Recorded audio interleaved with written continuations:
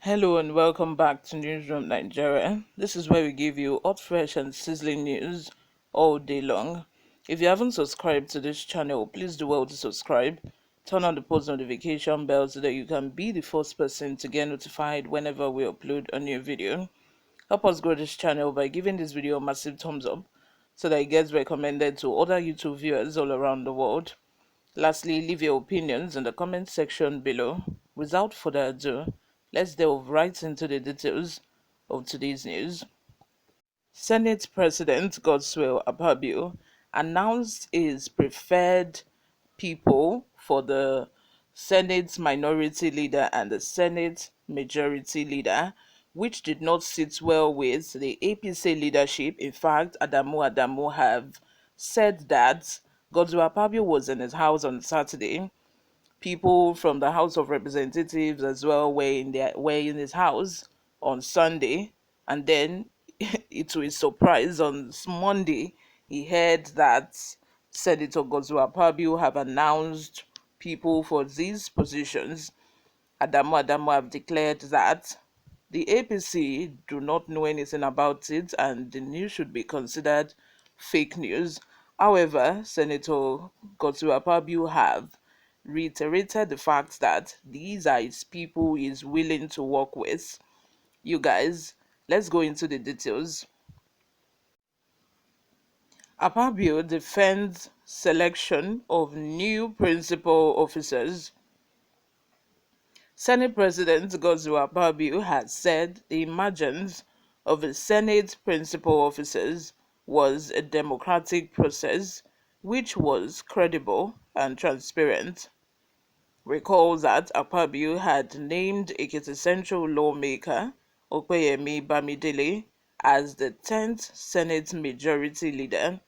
Senator Dave Umahi, Ebonyi South, as Deputy Majority Leader. Ali Unzume, Borno South, as Chief Whip, and Lola Ashiru, Kwara South, as the Deputy Whip. He also named Plateau North lawmaker Nwakwon Davon as Minority Leader, while Osun West lawmaker Kamorudin Olalere, PDP Osun West, emerged as the Deputy Minority Leader. Darlington Nwokecha, Labour Party Abia Central, was named Minority Whip, while Rufai Anga, NNPP Kano Central, was the Deputy Minority Whip. But the National Chairman of the All Progressive Congress (APC), Senator Abdullahi Adamu, has dismissed the selection of the new leadership of the National Assembly announced by Akpabio, and Speaker of the House of Representatives Tajudi Abbas. Adamu said the party was not officially informed about the sharing of offices, describing the report of emergence of principal officers as a rumor.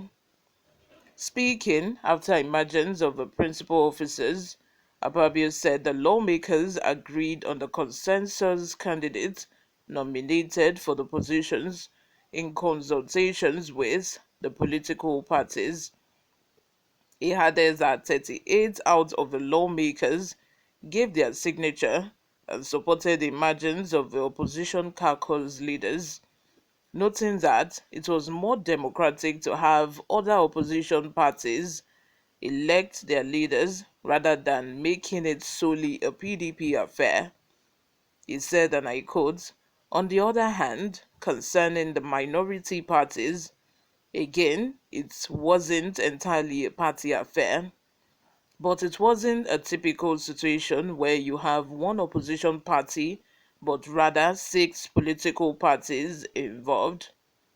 50 of our colleagues were involved, so rather than it being a decision to be taken at the secretariat of political parties, it was more of a decision taken by members who were elected on the platform of the six minority parties, and 38 of them, by their signature, decided as to who their leaders will be.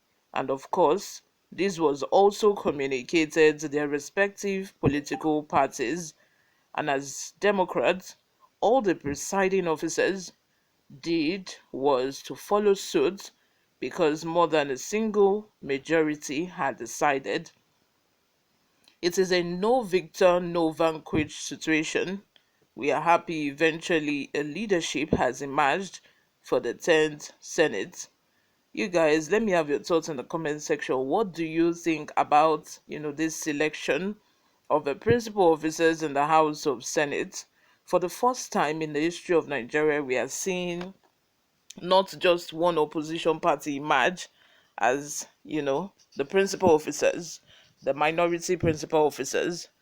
For the first time in the history of Nigeria, we are seeing other parties like NNPP, Labour Party, PDP, and I think, you know, it's worth it because these other opposition parties did well in the presidential election, not just, the PDP. Gone were the times when the election results, would clearly reflect that there is just one opposition party. But this time around, the Labour Party was was very close. If you take a look at the votes that the PDP and the Labour Party had, it was very close. Although in some quarters they would say that Labour Party took the votes that were supposed to go to PDP, that if Peter Obi hadn't cross-carpeted to the Labour Party, probably all those votes Labour Party got would have gone to PDP, and this reflects competitiveness. And